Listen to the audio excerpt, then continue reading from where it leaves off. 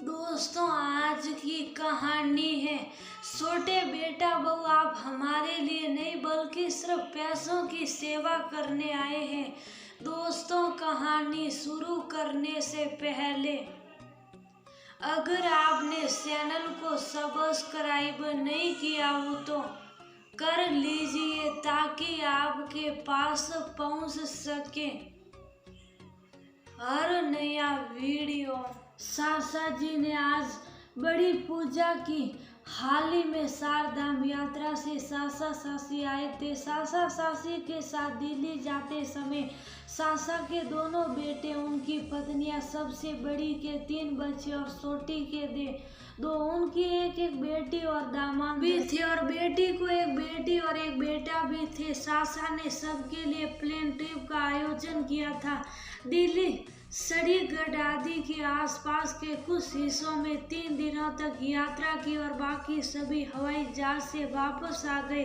हालांकि सासी आगे निकल गए। कई सालों से सासी चाहती थी कि कम से कम एक बार तीर्थ यात्रा पर जाए। बेचारी सासी ने जीवन भर केवल मेहनत की थी। जब उनकी शादी हुई तो वह ज्वाइंट फैमिली वाले घर में आई। इसके अलावा घर में बड़ी बहू होने के कारण घर में 2 देवर और 3 ननद की शादी पर सब सासी ने की। सासा की सरकारी नौकरी थी, लेकिन एक साधारण लिपिक की। उस समय तनख्वाह बहुत कम थी, इसलिए उन्हें हर समय बड़ी मेहनत करनी पड़ती थी। लेकिन कभी सासी ने शिकायत नहीं की।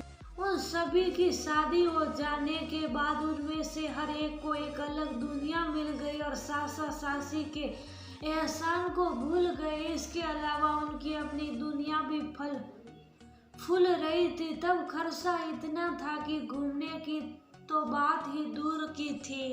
रिटायरमेंट के बाद मिले पैसों से और जीवन भर की बचत से 2 मंजिला मकान बनाया और 2 बच्चों के जीवन यापन की समस्या दूर हो गई। बड़े के पास काफी अच्छी नौकरी थी, लेकिन छोटे का ध्यान संसल था और वह ज्यादा देर कहीं टिका नहीं। अंत में उसके सासा ने उसे दुकान लगाने के लिए पैसे दिए।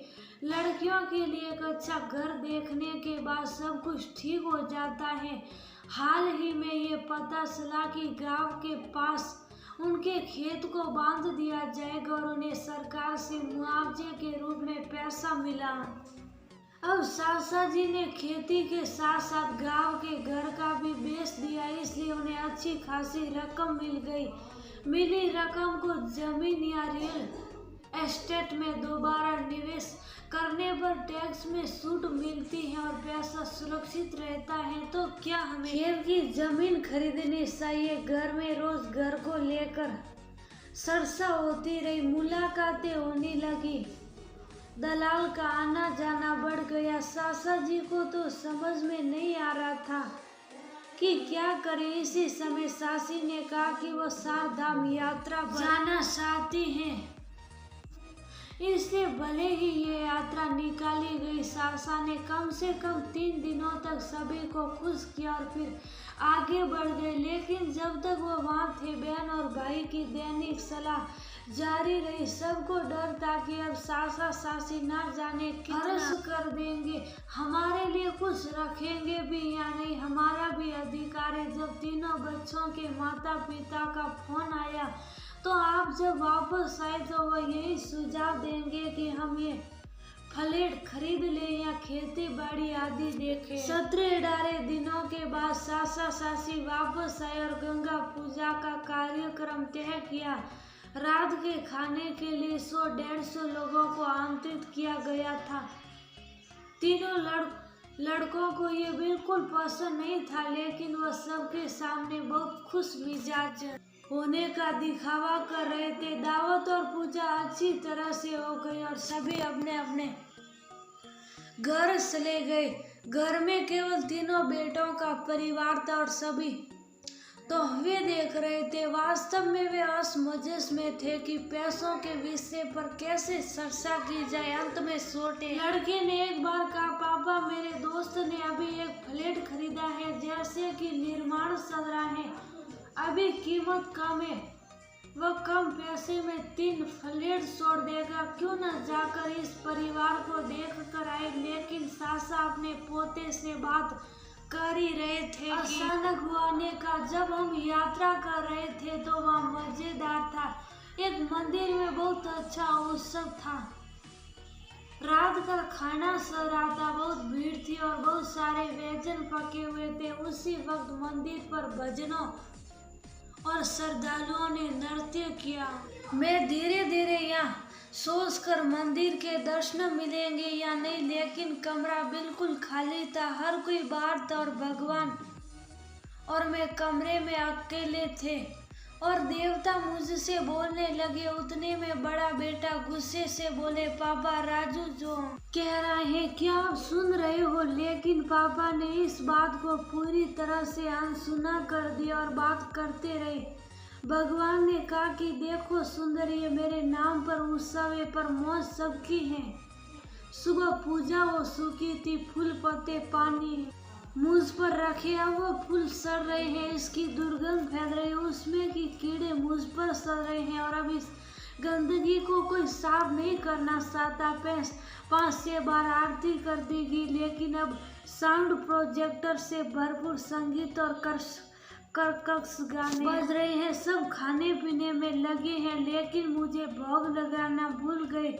जैसे ही सासा जी कुछ और कहने वाले थे, उतने में उनकी बेटी मिष्टी गुस्से में बोली, क्या फालतू की बातें कर रहे हो पापा? पापा आप व्यवस्था नहीं है यूं, लेकिन हम इतने काम लिए नहीं बल्कि सिर्फ पैसों की सेवा करने आए हैं। जब हम यात्रा कर रहे थे तो हर कोई मुझे अलग अलग योजनाएं बता रहा था, लेकिन आप में से एक ने भी हमारे स्वास्थ्य के बारे में नहीं पूछा। हम क्या खा रहे, कहाँ जा रहे हैं और हम कहाँ रह रहे हैं, आपने पूछताछ भी नहीं की। हमने तो जीवन भर मेहनत करके सारे पैसे कमाए और आपके जीवन को बेहतर बनाने की पूरी कोशिश की, हमारा कर्तव्य था, लेकिन हम अपनी जिंदगी जी नहीं पाए। खुशी भी कभी महसूस ही नहीं हुई। आपने इस बारे में कभी सोचा? जब यात्रा पर आपकी माँ का जन्मदिन आया तो आप तीनों में से किसी ने भी साधारण शुभकामनाएं भी नहीं दी अपनी माँ को। मुझे पता है कि मेरे पास जो पैसा है उसका क्या करना है, ऐसे ही मेरे बाल धूप में सफेद नहीं हुए हैं। मैं 3 फ्लैट लगाए हैं और बाकी के पैसे पोते के नाम फिक्स डिपॉजिट्स में रखे हुए हैं। उन्हें वह पैसे उनकी शादी में मिल जाएंगे, लेकिन तीनों फ्लैट मेरे और तुम्हारी माँ के नाम पर रहेंगे। मैं तीनों घर किराए पर दूंगा, लेकिन मैं घर का किराया तुम्हारी माँ के हाथों में दूंगा। हम इसका अधिकतम लाभ उठाएंगे घूमने के लिए और तुम्हारी माँ खर्च करना चाहेगी तो वह करेगी, लेकिन तीनों फ्लैट आपको हम दोनों की मौत के बाद ही मिलेंगे। हमारे जीवन भर मेहनत करके कमाया है और आपको भी मेहनत से कमाना चाहिए, तब आपको पैसों की सही कीमत पता चलेगी। सचमुच आज घर पर देवता भी बातें करने लगे थे। मंदिर के भगवान को साज सजावट और दिखावा नहीं चाहिए, उन्हें मन से भक्ति चाहिए और घर में देवताओं को चाहिए थोड़ा सा प्यार। क्या उन्हें ये सब